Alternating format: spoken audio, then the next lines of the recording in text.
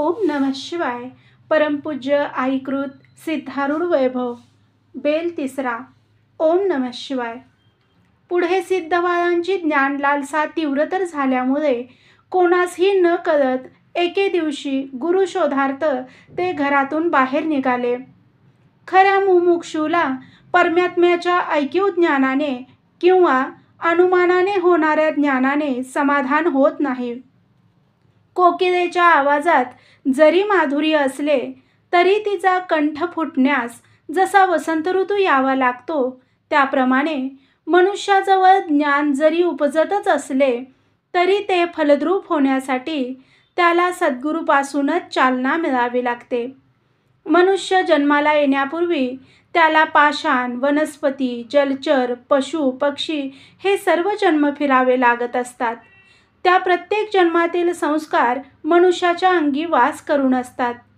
त्यांचा नाश झाल्याशिवाय मनुष्याला देवपण लाभत नाही. तीर्थ, व्रते, दान, जपादी साधने कितीही केली तरी गुरूंच्या मार्गदर्शनाशिवाय मनुष्याला संस्कार बंधनापासून सुटता येत नाही. वास्तविक सुख अंतर्यामीच आहे, पण स्वार्थाने भारून टाकल्याने मनुष्य सुखाला पारखा झाला आहे. स्वार्थाच्या तडाख्यातून सुटण्यासाठी म्हणजे कायमचे सुखरूप होण्याकरिता सद्गुरूंच्या मार्गदर्शनाचीच आवश्यकता आहे.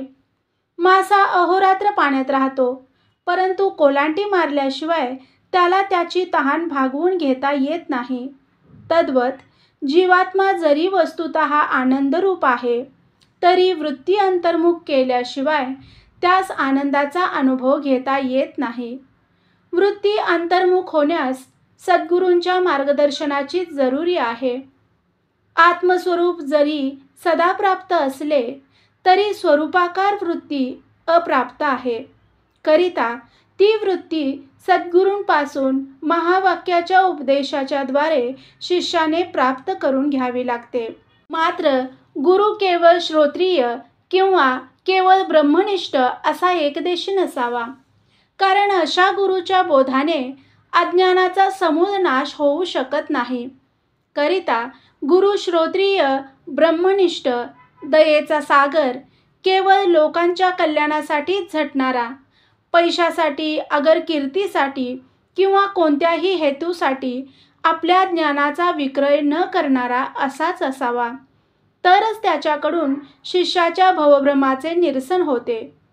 श्रोत्रिय गुरु म्हणजे शास्त्रज्ञ पुरुष, स्वतःच अनुभव नसताना दुसऱ्यांना शास्त्रार्थ सांगणारा. तो म्हणजे एखाद्या आंधळ्याने एखाद्याला नदी पार नेतो असे म्हणावे त्याप्रमाणे समजावा. केवळ ब्रह्मनिष्ठ गुरु म्हणजे स्वतः ब्रह्मस्थितीचा अनुभव घेतलेला पण दुसऱ्यांना योग्य प्रकारे पटवून देण्यास असमर्थ असलेला.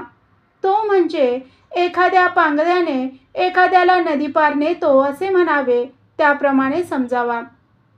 ब्रह्मनिष्ठ व श्रोत्रिय म्हणजे स्वतः परमात्मानुभव घेऊन दुसऱ्याला युक्तिप्रयुक्तीने पटवून देऊन त्याचा भ्रम नाहीसा करण्यास समर्थ असलेला असा पुरुष म्हणजे डोळस व पायाने चांगला सुदृढ असून ज्याला उत्तम पोहताही येते, त्याने एखाद्याला नदी पार करतो असे म्हणावे त्याप्रमाणे समजावा.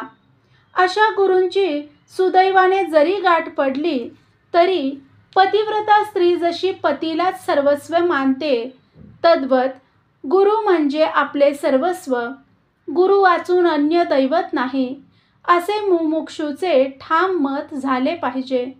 कारण गुरूंच्या ठिकाणी शिष्याचे प्रेम परिपूर्ण केंद्रित झाल्याशिवाय गुरुकृपा होत नाही.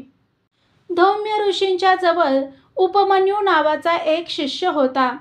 तो रोज एक वेळ भिक्षान्न सेवन करून गुरुगृही गुरे राखण्याची सेवा करीत असे.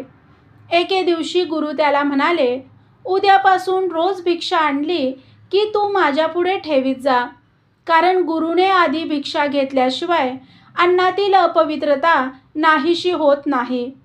बरे, असे म्हणून उपमन्यू त्याप्रमाणे करू लागला. परंतु त्याने आणलेली सर्वच भिक्षा गुरु सेवन करू लागले.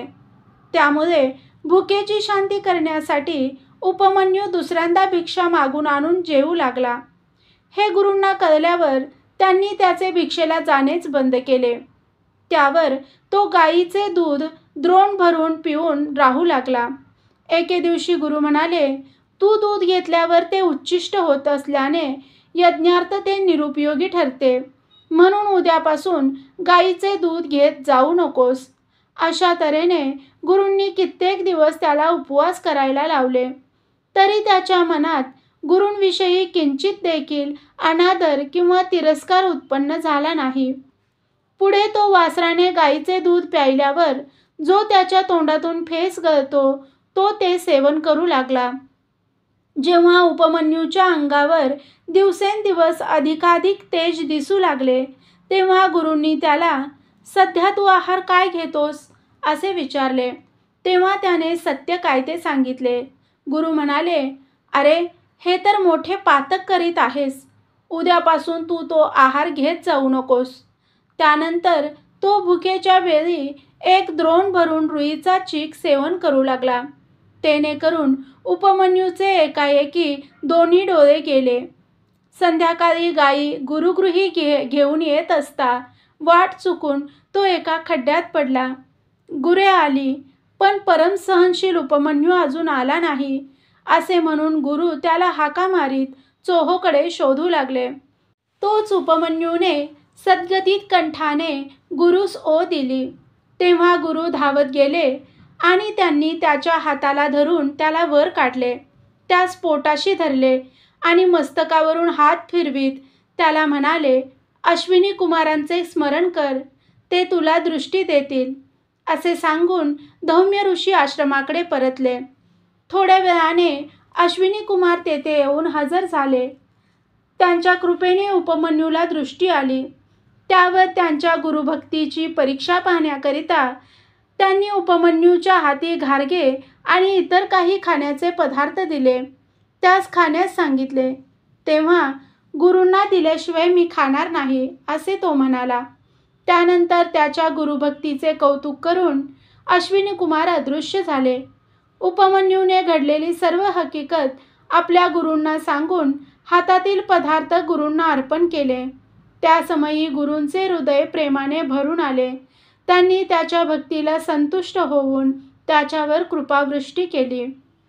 कंदिलात तेल व वात आहे, पण काडी पेटवून लावल्याशिवाय कंदील जसा प्रकाशमान होऊ शकत नाही, तद्वत मनुष्याजवळ सुख आहे, ते भोगण्याची इच्छा पण आहे, परंतु सद्गुरूंच्या मार्गदर्शनाशिवाय त्याला सुखरूप होता येत नाही. खरा मार्ग सद्गुरूंशिवाय आजवर कोणालाही मिळाला नाही आणि पुढेही मिळणार नाही.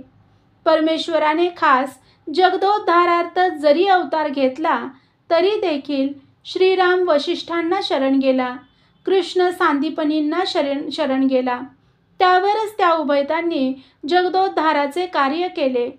सद्गुरु कृपेने आधी आपण सुखरूप व्हायचे आणि नंतर जगाला सुखी करण्यासाठी झटायचे. आपणच सुखी नाही तर इतरांना आपण सुखी कसे करणार? सद्गुरूंनी सुचवल्याप्रमाणे प्रथम साधन केले पाहिजे. साधन पूर्तीनंतर मनुष्य पूर्णकाम होतो, म्हणजे कायमचाच सुखी होतो. सिद्धबाळांनी गावची वेस ओलांडली. इतक्यात त्यांना भीम व सोम या दोघा मित्रांची गाठ पडली. भीमाने विचारले, काय सिद्धा, घाईघाईने कोठे चाललास? तेव्हा सिद्धबाळ म्हणाले, मी होय, गुरु शोधार्थ चाललो आहे.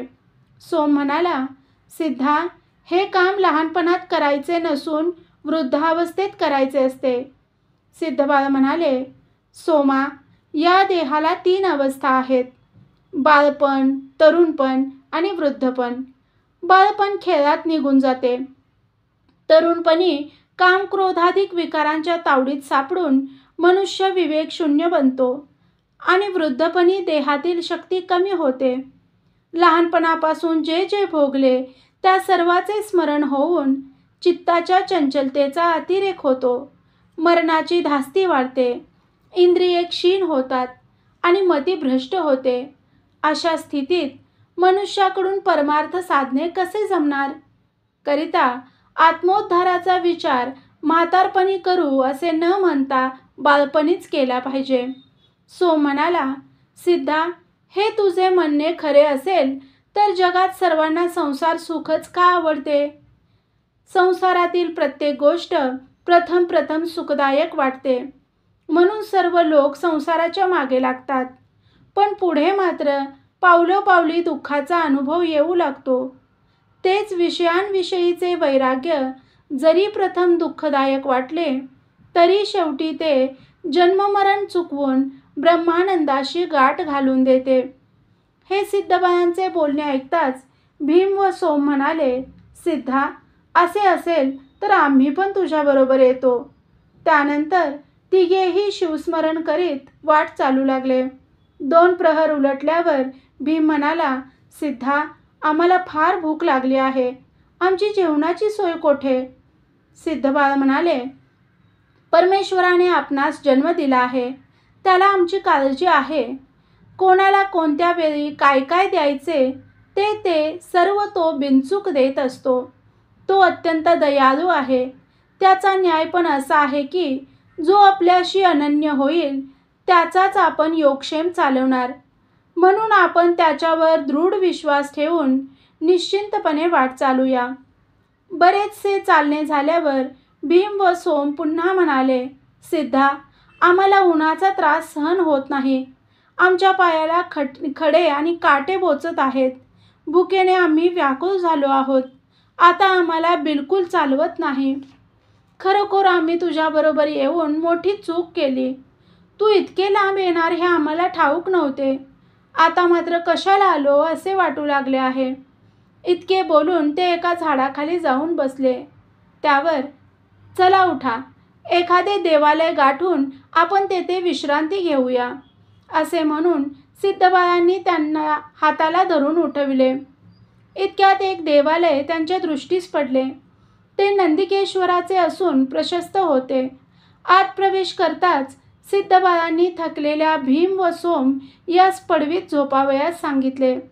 आपण देवळात चहूकडे निरीक्षण करून शेवटी नंदिकेश्वराच्या पाठीवर जाऊन ते बसले. तोच पुजारी आला.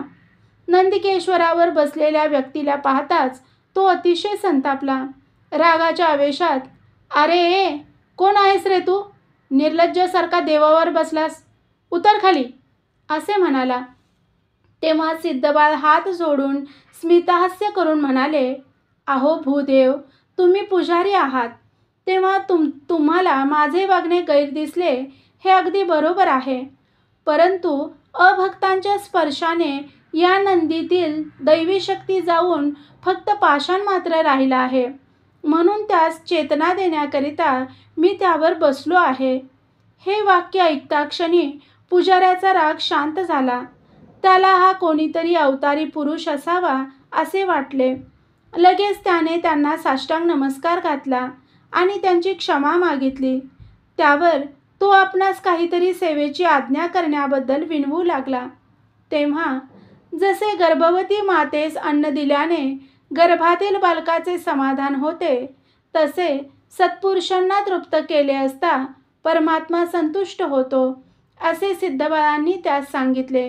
ते ऐकून पुजारी लगेच घरी गेला. त्याने सिद्धबाळांकरिता नैवेद्याचे ताट वाढून आणले. ते त्यांच्या पुढे ठेवून, महाराज, आपण भोजन करावे, असे म्हणून त्याने त्यांना विनंती केली. जंगलातील झाडे अनाथ असतात, म्हणजे ती सर्वस्वी परमेश्वरावरच अवलंबून असतात. त्याप्रमाणे जो परमेश्वराशी अनन्य होतो त्याची सर्वस्वी काळजी घेणे परमेश्वराला भागच पडते. लहान अगदी नेणते मूल कोणतीही काळजी करत नसते, म्हणून त्याची सर्वस्वी काळजी वाहण्याची जबाबदारी त्याच्या आईवर पडते. त्याप्रमाणे निरीच्छ पुरुषांची सर्व प्रकारे काळजी घेणे देवाला भाग पडते. सिद्धबाळांनी भीम सोम यास उठवून यथेच्छ भोजन दिले आणि म्हणाले, पहा, परमेश्वराने वेळेवर आपल्याला आयते आणि सुग्रास भोजन दिले की नाही. परमेश्वराचे राहणे जसे गुप्त आहे तशी त्याची करणी पण गुप्त आहे. आपण गुरांना नुसते गवत आणि आंबवून घालतो, पण त्यांच्या कासेत अमृतासारखे गोड दूध तयार होते. ज्या पोटात प्राणापानाच्या भात्याने जठराग्नी प्रज्वलित करून अन्न पचवले जाते, त्याच पोटात 9 महिनेपर्यंत गर्भाचे रक्षण होते. पण परमेश्वराच्या या करणीची अज्ञानामुळे आम्हाला जाणीव होत नाही. आता त्याचे आभार मानून आपण शांतपणे भोजन करूया, असे म्हणून सिद्धबाळही त्यांच्यासह भोजनास बसले. भोजन आटोपून सिद्धबाळ उठले. इतक्यात पुजारी म्हणाला, महाराज, आज 25 वर्षापासून मी रोज ठराविक वेळेला नंदिकेश्वराची पूजा करीत आहे. असे असूनही माझ्या मनाला समाधान कसे नाही? याचे कारण कृपा करून मला सांगा. पुजारी याचा अर्थ पूजेचा अरी, पूजेला खाऊन टाकणारा, म्हणजे पूजा करतो याचे भान नसणे. पूजा म्हणजे काय? ती कशी करायची असते? पूजा घेणाऱ्याचा आणि आपला संबंध काय आहे याची प्रथम पूर्ण माहिती असावयास पाहिजे. तरच पूजेपासून मनुष्याला आपले ध्येय गाठता येते. म्हणजे संसारातील जे त्रिविध ताप त्यापासून सुटून मनुष्य पूर्ण समाधान पाहू शकतो. मूर्तीत देव आहे या दृढ भावनेने पूजन घडले पाहिजे. नाहीतर किती वर्षे पूजा केली तरी त्याचे फळ लाभत नाही. आजवर तुमच्याकडून जरी तशी घडली नाही तरी आत्तापर्यंत तुम्ही केलेल्या पूजेचे फळ म्हणून दयाळू परमेश्वराने तुम्हाला संतसंगतीचा महान लाभ घडवून दिला आहे. यानंतर सहजच तुमची प्रगती होत जाईल, असे सिद्धबाळांनी त्यास सांगितले. त्यानंतर सिद्धबाळ भीम व सोमासह मार्ग आक्रमण करू लागले. घोर रानातून जात असता जेव्हा हिंस्र पशूंची गर्जना ऐकू येऊ लागली, तेव्हा ते दोघे भयभीत होऊन थरथर कापू लागले. भीम म्हणाला, सिद्धा, आम्हाला एक वेळ तू आमच्या घरी पोहोचव. त्यावर सोम म्हणाला, सिद्धा, आम्हाला तुझा परमार्थ नको. आम्ही जगू तर भिक्षा मागून खाऊ. सिद्धबाळ म्हणाले, आपण देवाचे नाव घेत वाट चालूया. देवाचे नाव आपल्याजवळ असले तर पाप, ताप, विघ्न, संकटे, दारिद्र्यादी सर्व दुरिते प्रयत्नाशिवाय नाश पावतात. मात्र ज्या मानाने विश्वास असेल त्या मानाने फळ मिळणार. जो मनापासून हरिनाम घेतो त्याच्या पुढे यमदूतच नव्हे तर यमराजही आपले मस्तक नमवितो. असे असता त्या हिंस्र पशूंची काय विषाद? मृकंड नावाचे ऋषी होते. त्यांनी सुपुत्र प्राप्तीच्या उद्देशाने एकोभावे अनुष्ठान आरंभिले. फक्त एक वेळ फळे सेवन करून अहोरात्र ओम नमः शिवाय या मंत्राचा ते घोष करीत असत. लवकरच त्यांच्या भक्तीला संतुष्ट होऊन एके दिवशी त्यांच्या पुढे शंकर प्रसन्न झाले. त्यांनी ऋषीला सुपुत्र प्राप्ती होईल, पण त्याचे आयुष्य फक्त 16 वर्षे राहील असे सांगितले. पुढे लवकरच ऋषीला पुत्र झाला. मुलाचे नाव मार्कंडेय असे ठेवण्यात आले. 8व्या वर्षी मौजीबंधन केले. वयाच्या 15 वर्षापर्यंत तो सर्व विद्येत निपुण झाला. पण त्याचा मृतकाल समीप येत चालला. या आठवणीने त्याची माता दिवसेंदिवस झुरू लागली. आपली माता येता जाता डोळे पुसत असल्याचे पाहून एके दिवशी मार्कंडेयाने तिला रडण्याचे कारण विचारले. तेव्हा तिने शंकराने दिलेल्या वराची हकीकत त्यास सांगितली आणि म्हणाली, बाळ, कालपासून तुला 16वे वर्ष लागले आहे. यापुढे तू आमचा थोडक्याच दिवसांचा सोबती आहेस, म्हणून मला दुःख होत आहे. हे मातृदेवतेचे शब्द ऐकताच मार्कंडेय म्हणाला, आई, तू तिळमात्रही शोक करू नकोस. ज्या शंकरांच्या आशीर्वादाने माझा जन्म झाला आहे त्यांच्याच कृपेने माझा मृत्यू निश्चित टळेल. मी आत्ताच्या आत्ता गावाबाहेरच्या शिवालयात जाऊन एक मनाने शंकराची आराधना करीन. शंकरांचा आशीर्वाद मिळवून चिरंजीव होईन. असे म्हणून आईवडिलांना त्याने साष्टांग नमस्कार केला. त्या समयी मार्कंडेयाला वडिलांनी, देवळात जाणार तर जा, पण शंकरापुढे ओम नमः शिवाय या मंत्राचा जप करत बैस असे सांगितले. गुरु उपदेश घेऊन मार्कंडेय जो घरातून निघाला तो थेट शिवालयात गेला. वडिलांच्या सूचनेप्रमाणे त्याने अनुष्ठान आरंभिले. त्याच्या भक्तीच्या सामर्थ्याने त्याचे प्राण हरण करण्यास आलेले यमदूत त्याच्या दृष्टीस पडले. त्या क्षणी त्याने शिवपिंडीला घट्ट मिठी मारली. यमदूत बराच वेळ उभे राहून शेवटी येथे आपले काहीच चालत नाही असे म्हणून तेथून निघून गेले. दूतांच्याकडून वृत्तांत कळल्यावर यमधर्म स्वतः रेड्यावर बसून शिवालयात आला आणि दारातूनच मार्कंडेयावर पाश टाकून हळूहळू तो पाश खेचू लागला. तोच भक्त कैवारी श्री शंकर पिंडीतून प्रकट झाले. त्यांनी यमधर्माला मारण्यासाठी जेव्हा त्रिशूल उगारला तेव्हा यमराजा शंकरांना शरण आला. त्यावर शंकरांनी यमधर्माला, या उपर माझ्या भक्तांकडे तू दूतांनाही पाठवायचे नाही किंवा तू पण जावयाचे नाही असे निक्षून सांगितले.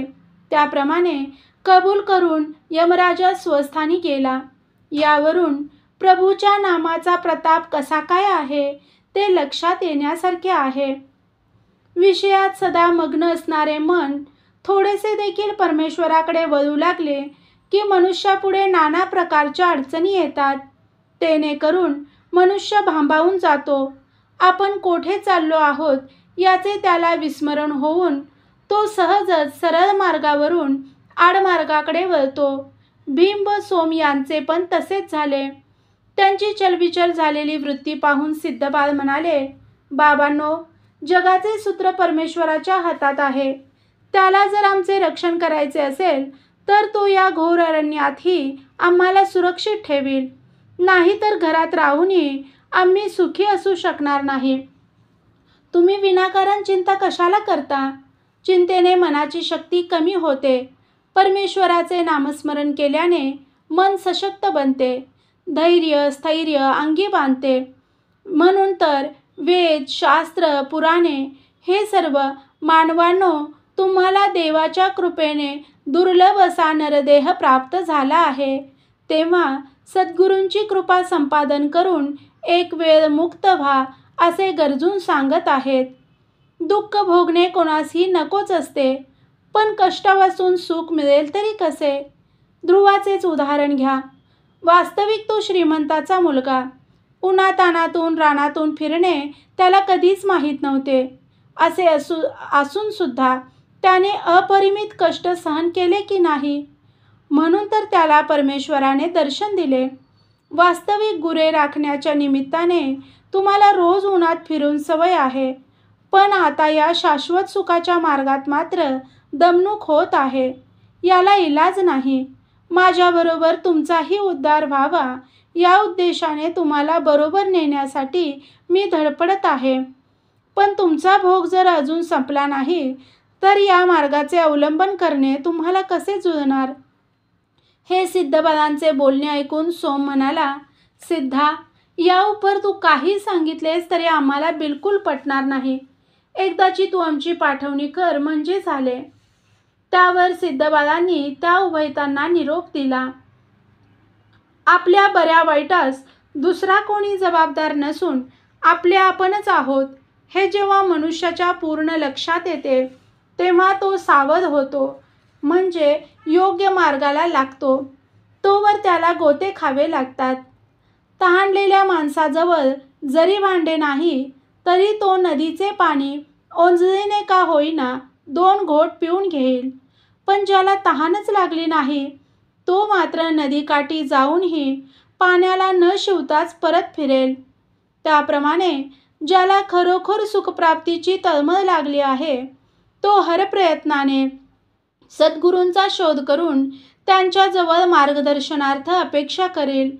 परंतु ज्याला मुळीच तळमळ लागली नाही तो मात्र गुरुदर्शनाची दुर्लभ संधी चालून आली तरी मुद्दाम टाळण्याचा प्रयत्न करील. भूक लागली म्हणजे जसे मूल आईकडे धाव घेते तद्वत खऱ्या सुखाची तळमळ लागल्याने सिद्धबाळ सद्गुरूंच्या शोधार्थ पुढची वाट चालू लागले. आईभोवती मुले गोळा झाली म्हणजे मोठी मुले तिच्याकडे कोणी चेंडू, भोवरा, कोणी विटीदांडू, कोणी बाहुली मागतात. त्या वस्तू मिळाल्या की मुले आईपासून लांब जातात. पण एखादे लहान मूल असेल तर ते मात्र कोणत्याही वस्तूची अपेक्षा न करता आईने मला घ्यावे म्हणून रडते. त्याप्रमाणे प्रापंचिक जन देवाजवळ कोणी घर, कोणी संतती, कोणी संपत्ती इत्यादी मागतात. देवाने इच्छा पुरवली की त्याच्यापासून ते लांब जातात, म्हणजे देवाला विसरतात. पण मुमुक्षू मात्र सर्व विषय झुगारून देऊन दिवसेंदिवस अधिकाधिक देवाजवळ जाण्यास धडपडतो. चंदनाचे झाड शोधून त्याला विळखा घालून बैस असे सापाला कोणी सांगावे लागत नाही. मुंग्यांना अमुक ठिकाणी गुळाची ढेप ठेवली आहे याबद्दल कोणी कळवावे लागत नाही. अथवा कमळातील मकरंद घेण्यासाठी भुंग्यांना आमंत्रण द्यावे लागत नाही. त्याप्रमाणे खऱ्या मुमुक्षूला आपल्या मूळ स्वरूपाकडे वळवण्याकरता कोणाच्या आग्रहाची जरुरी लागत नाही. इतर पक्षी फळे खाऊन तृप्त होतात, पण चातक पक्षी मात्र पावसाचीच वाट पाहत असतो. तद्वत इतर लोक अन्य साधनाने तृप्ती पावतात, परंतु मुमुक्षू म्हणजे केवळ मोक्षाची इच्छा करणारा हा मात्र गुरूंच्या कृपेचीच वाट पाहत असतो. रस्त्यावरून एखादा मुलगा आई आई अशी हाक मारत रडत जाऊ लागला तर पोलीस त्याच्याविषयी चौकशी करून त्याला त्याच्या पालकांच्या स्वाधीन करतो. त्याप्रमाणे परमेश्वरासाठीच जर कोणी रडत असेल तर त्याला सद्गुरू मार्गदर्शन करून परमेश्वराप्रत पोहोचवितो. पण परमेश्वरासाठी रडणारा मात्र जगात फारच विरळा होय. गुरुशोधार्थ मार्ग आक्रमण करीत असता सिद्धबाळ मिळेल तो आहार एक वेळ घेत असत. दिवसा चालावे आणि रात्री एखाद्या झाडाखाली देवळात किंवा मशिदीत जाऊन झोपावे. प्रत्येक गावात संतांच्या बद्दल विचारपूस करावी. याप्रमाणे अनेक देश फिरण्यात त्यांनी बरेच दिवस घालविले, परंतु त्यांना कुठेही गुरुस्थान लाभले नाही. शेवटी उदास होऊन ते हैदराबाद गोवळकोंड या दिशेला वळले. पुढे तिमिरलंकेच्या एका गुहेत जाऊन ते बसले. मरणोन्मुख झालेल्या माणसाला जसा लग्नाचा विचार सुचत नाही, त्याप्रमाणे खऱ्या मुमुक्षूचे मन अन्य विचारात गुरफटत नाही. ज्याला गाडी गाठावयाची घाई आहे त्याचे लक्ष वाटेवर चाललेल्या लग्नाच्या मिरवणुकीकडे जसे जात नाही, त्याप्रमाणे आपणास गुरु कधी भेटेल, आपण केव्हा एकदा कृतार्थ होऊ अशी तळमळ लागलेल्या सिद्धबाळांना भूक, तहान, झोप हे काहीच सुचेनासे झाले.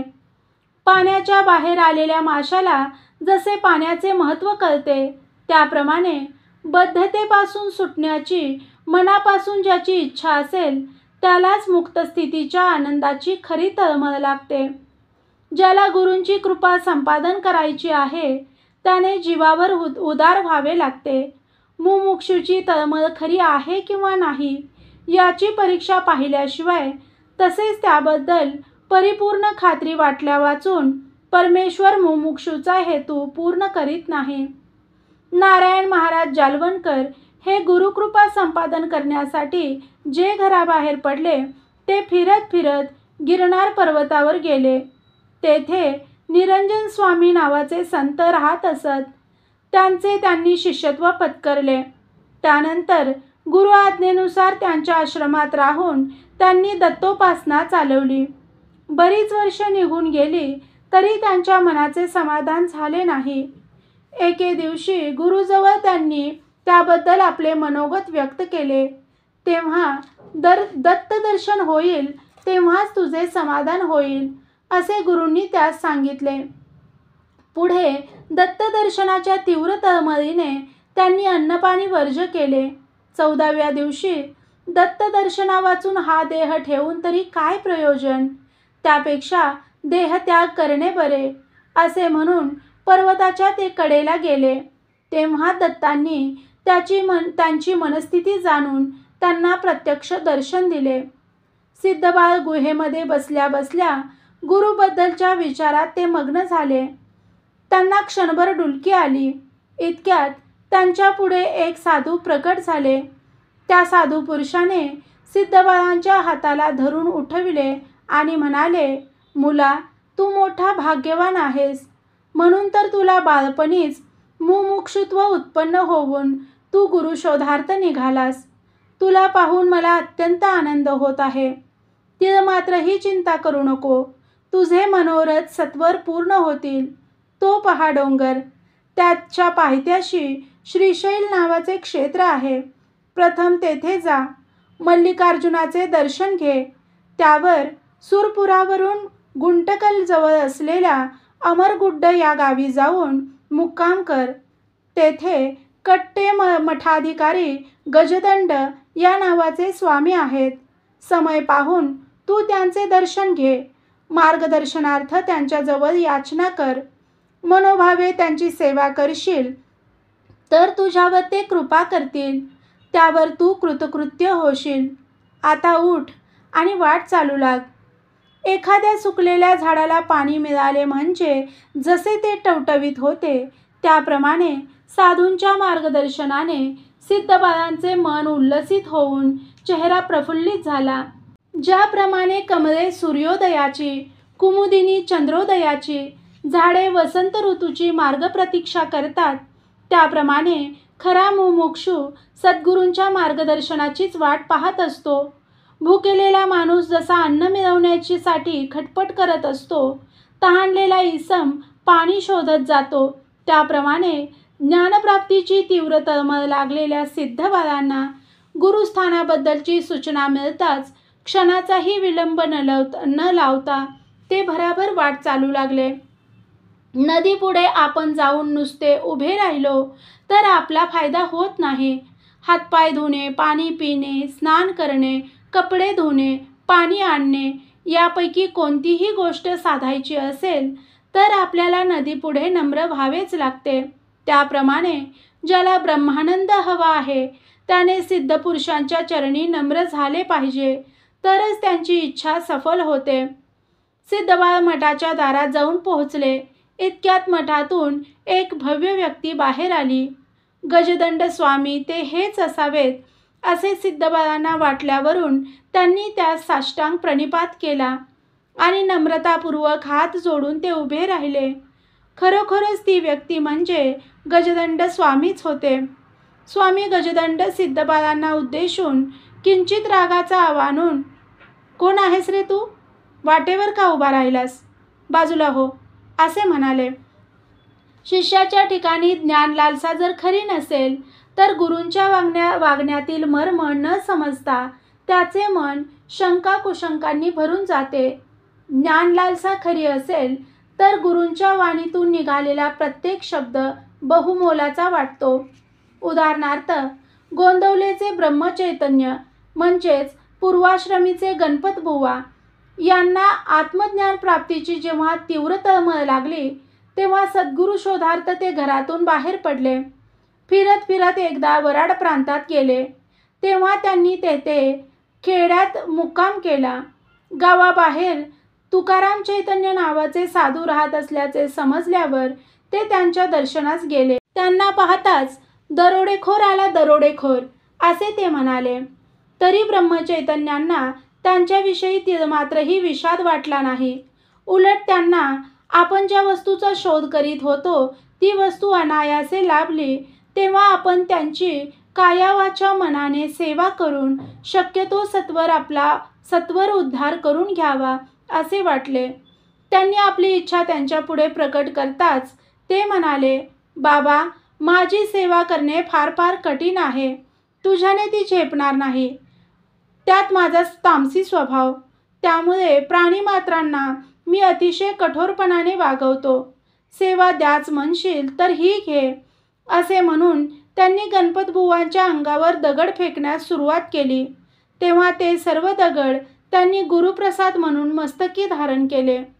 ज्ञानी पुरुषाने मारले, शिव्या दिल्या तरी त्या ऐकून घेणाऱ्यांचे त्यात कल्याणच असते, हे मात्र खऱ्या मुमुक्षुत्वाशिवाय लक्षात येणार नाही. तुकाराम चैतन्यांनी गणपतबुवांची परीक्षा पाहण्यासाठी त्यांना आपले पाय चेपण्यास सांगितले. त्यानंतर चरणात स्पर्श करताच तुकाराम चैतन्य एकदम चिडले आणि त्यांनी गणपतबुवांना एक ठोसा मारला आणि म्हणाले, तुझे हात मला दगडापेक्षाही कठीण लागतात. दूर हो, दूर हो. माझ्या पायांना बिलकुल स्पर्श करू नकोस. तरी गणपतबुवा काहीच न बोलता स्वस्थ राहिले.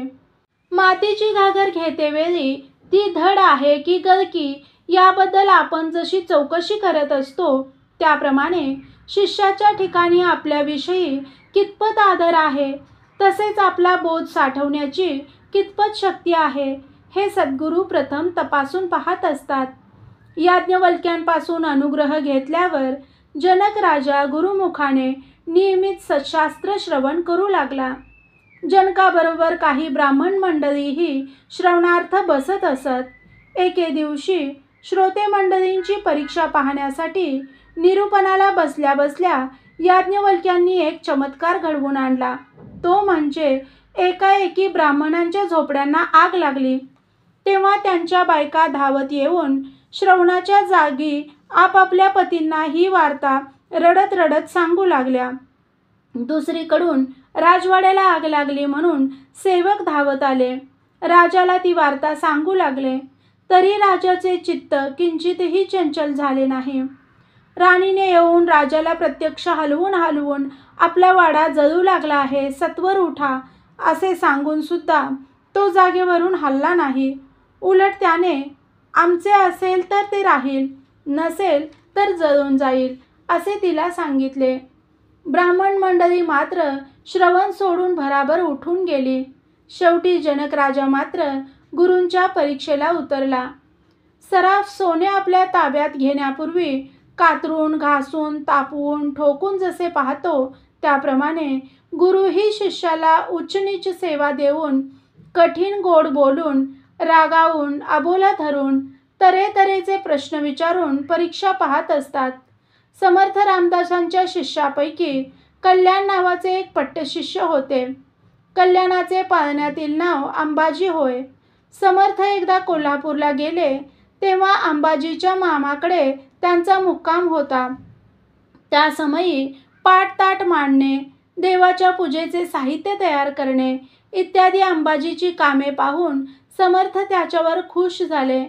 त्याची कुशाग्र बुद्धी पाहून समर्थांनी मामांकडून अंबाजीला मागून घेतले. त्यावेळी अंबाजीचे वय 8 वर्षाचे होते. 12 वर्षे सहवास घडल्यावर एके दिवशी अंबाजीची परीक्षा पाहण्यासाठी समर्थ त्याला म्हणाले, अंबाजी इकडे पाहू. अंबाजी जवळ येताच समोरील झाडाकडे बोट करून, या झाडाची फांदी शेंड्याकडे बसून तोड असे सांगून ते निघून गेले. लगेच गुरु आज्ञा शिरसावंद्य मानून अंबाजीने फांदी तोडली. तोच अंबाजी झाडानजीक असलेल्या विहिरीत पडला. तेव्हा आसपासची माणसे गोळा झाली. एकाने जाऊन समर्थांना बोलावून आणले. विहिरीच्या आत पाहत समर्थांनी अंबाजी असे म्हणून हाक मारली. तोच अंबाजीने विहिरीतून ओ दिली. तेव्हा अंबाजी तुझे कल्याण असो, आता वर ये असे समर्थ म्हणाले. त्या क्षणी अंबाजी वर आला. तेव्हापासून अंबाजीचे कल्याण हे नाव पडले. गुरूंच्या ठिकाणी शिष्याची अढळ श्रद्धा असली पाहिजे. केवळ वाऱ्याच्या झुळकीसरशी उडणाऱ्या गवताच्या काडीप्रमाणे म्हणजे मतलबी श्रद्धा असता कामा नये. कारण अढळ श्रद्धा असल्याशिवाय शिष्याला गुरुकृपा संपादिता येत नाही. पुढे समर्थांचा शिष्य समुदाय बराचसा वाढल्यावर त्यांची परीक्षा पाहावी असे समर्थांना वाटले. दुसरे दिवशी समर्थ रामदास प्रातःकाळी अंथरुणावरून उठता उठता जोरजोरात विवळू लागले. ते ऐकून सर्व शिष्यगण त्यांच्याजवळ जाऊन त्यांची विचारपूस करू लागले. तेव्हा शिष्यांना उद्देशून ते म्हणाले, माझ्या पायाला एक गळू झाले आहे. तेने करून मला असह्य वेदना होत आहेत. रात्रभर झोप लागली नाही. मी जर मेलो तरी मला ना बायको ना पोर, केवळ तुम्हाला मी हवा आहे म्हणून जगायचे. जर कोणी हे गळू चोखण्यास तयार होईल तर मला आराम वाटू लागेल, पण त्याला मात्र मृत्युमुखी पडावे लागेल. ते ऐकून निष्ठा नसलेल्या शिष्यांपैकी एक जण म्हणाला, माझे आईबाप अतिशय वृद्ध आहेत. जर माझे लग्न झाले असते तर बायकोवर त्यांची जबाबदारी टाकून मी मरायला तयार झालो असतो. दुसरा म्हणाला, नुकतेच माझे लग्न झाले आहे. तिचा गळा कापल्याचा मला दोष लागेल, तेव्हा मी पुढे सरसावण्यास यासाठी कचरतो. तिसरा म्हणाला, माझी मुले अगदी लहान आहेत. ती जर मोठी असती तर गुरु आज्ञा मी खचित पालन केली असती. याप्रमाणे एकेकाने एक एक असे निमित्त करून पळवाट काढली. इतक्यात खेड्याला गेलेले कल्याण आले. त्यांना ही गोष्ट कळताच क्षणाचाही विलंब न लावता त्यांनी गळूला तोंड लावले आणि भराभर चोखू लागले. तेव्हा ते गळू नसून समर्थांनी आपल्या पायावर आंब्याची फोड ठेवून त्यावर कापड बांधले असल्याचे कल्याणाच्या लक्षात आले. तेव्हा समर्थांच्या युक्तीबद्दल त्यांना फारच आश्चर्य वाटले. कल्याणांची संदेहरहित श्रद्धा, अचल प्रेम, अव्यभिचारी एकनिष्ठा हे सर्व पाहून समर्थांनी त्यांच्यावर कृपावृष्टी केली. ज्याचे गुरुवर आत्मवत प्रेम असेल तो एक गुरूंच्या परीक्षेला उतरतो आणि गुरुकृपेचा अधिकारी होतो. गुरूंवरील प्रेमाला खरी ज्ञान लालसा हीच एक कारण आहे. सिद्धबाळांची ज्ञान लालसा खरी होती. त्यामुळे गुरूंच्या त्या बोलण्याने त्यांचे मन किंचित देखील खिन्न झाले नाही. इतकेच नव्हे तर गुरूंच्या वाणीने आपल्या कानावाटे प्रवेश करून आज आपणास पवित्र केले असे वाटून त्यांना अत्यंत आनंद झाला. सिद्धबाळ ज्ञानाधिकारी असल्याचे जाणून गजदंड स्वामींनी त्यांना मठात राहण्याची आज्ञा केली. पण मठातील आयत्या अन्न आपण सेवन करायचे नाही अशा विचाराने रोज 2 प्रहरी 5 घरी भिक्षा मागून त्याच्यावर सिद्धबाळ आपला निर्वाह करू लागले. शिष्य आपल्या मनाने कशी काय सेवा करतो ते पाहण्यासाठी अमुक सेवा कर अशी मात्र गजदंड स्वामींनी सिद्धबाळांना आज्ञा केली नाही. किडाळपणा गेला की सोने मोलात चढते हे जरी खरे आहे तरी त्याने आधी अग्नीपासून होणारा त्रास सहन करावा लागतो. त्याप्रमाणे देवस्वरूप होण्यासाठी तिळमात्रही अंगचोरपणा न करता काया वाचा मन हे त्रय गुरुसेवे प्रित्यर्थ झिजवण्याची मुमुक्षूची तयारी असावी लागते. गुरूंनी जरी आज्ञा केली नाही तरी गुरूंची सेवा केल्याशिवाय गुरुविषयी आपलेपणा वाढत नाही. सेवेच्या योगे गुरूंचे प्रेम दिवसेंदिवस वृद्धिंगत होत जाते आणि गुरूंच्या ठिकाणी प्रेम केंद्रित झाल्यावर गुरुकृपेचा लाभ होतो. करिता मुमुक्षूने आपले हृदय परिपूर्ण पवित्र होईपर्यंत गुरुसेवेत खंड पडू देऊ नये. वीरभद्र स्वामींच्या निरूपणातील हे वाक्य सिद्धबाळांच्या लक्षात असल्याकारणाने आपण होऊन ते रोज प्रातःकाळी उठून सडा समार्जन करून मठाचे अंगण स्वच्छ ठेवणे, स्वामींच्या घोड्याचा तबेला झाडून साफ करणे, रानातून लाकडे आणून पाणी तापवून स्वामींच्या स्नानार्थ नेऊन देणे, स्वयंपाक पाण्याची भांडी घासून स्वच्छ ठेवणे, स्वामींची व इतर शिष्यांची वस्त्रे धुणे इत्यादी सेवा करू लागले.